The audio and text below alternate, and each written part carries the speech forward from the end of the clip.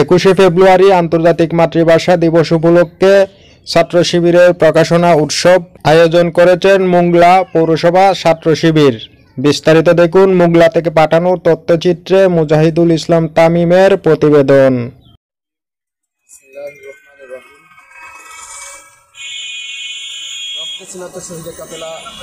সংগঠন মেধাবীদের একমাত্র মুক্তির ঠিকানা বাংলাদেশ ইসলামী ছাত্র শিবির মোংলা পৌরসভা কর্তৃক আয়োজিত আন্তর্জাতিক মাতৃভাষা দিবস উপলক্ষে প্রকাশনা উৎসব প্রকাশনা ইসলাম এই আয়োজনের পক্ষ থেকে আজকের উপস্থিত সম্মানিত মানবতার সংগঠন বাংলাদেশ জামাত ইসলামী পৌর শাখার সম্মানিত আমির ও সাবেক দায়িত্বশীলবৃন্দ ও বর্তমান দায়িত্বশীলবৃন্দ সকলকে সর্বকালের শ্রেষ্ঠ সম্ভাষণ জানাই।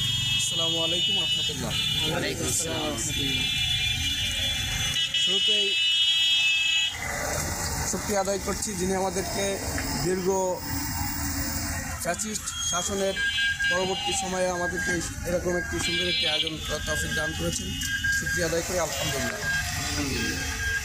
এবং ভাষা আন্দোলনে সকল শহীদ এবং 24-এর গণ অভ্যুত্থানে যারা তাদের জীবনকে বিলিয়ে দিয়ে এই সুযোগ এই সম্ভাবনা তৈরি করে দিয়েছেন তাদের রুহের মাগফিরাত কামনা করি। মহান আল্লাহ তাআলা তাদের জান্নাতের সর্বোচ্চ মাকাম দান করুন, আমিন। সম্মানিত উপস্থিতি, জ্ঞানের আলোয় খুঁজি স্বপ্নের দ্বার, আগামীর দিন শুধু সম্ভাবনা।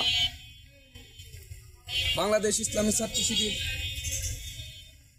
একটি স্বতন্ত্র শিক্ষা প্রতিষ্ঠান। এখান থেকে 1977 সালে এই 6 ফেব্রুয়ারি গুটি কয়েক ভাইয়ের মাধ্যমে এই সংগঠন যাত্রা শুরু করে। আজ টেকনাফ থেকে তেতুলিয়া, রূপসা থেকে পাথুরিয়া সকল প্রান্তের সাধারণ শিক্ষার্থীদের সাধারণ মানুষের মননের সংগঠন বাংলাদেশ ইসলামী ছাত্র শিবির। বাংলাদেশ ইসলামী ছাত্র শিবির তার কাছে স্পষ্ট হয়ে গেছে। মূলত ভাষা সৈনিক অধ্যাপক গোলাম আজম আমিরের সাবেক আমিরের জামাত তার পাতা ইতিহাসে তারা লেখে নাই।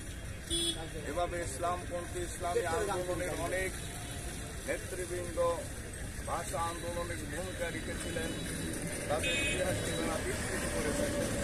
আজকের সময় এসেছে ইতিহাসকে সাধারণ মানুষের কাছে তুলে ধরতে হবে।